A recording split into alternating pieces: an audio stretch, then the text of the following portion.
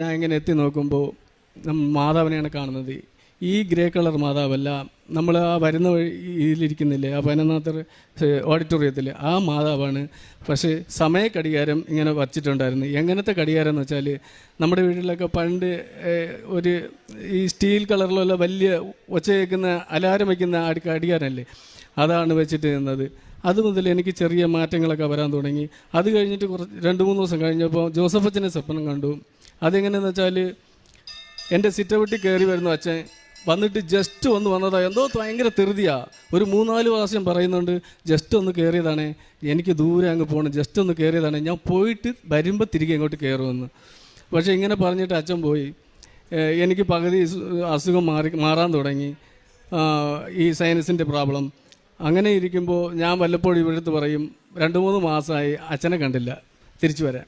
അപ്പം ഞാൻ പറയും, ഇതെന്താടാ വലിയ ദൂരത്തിലാണെന്ന് പോയത്.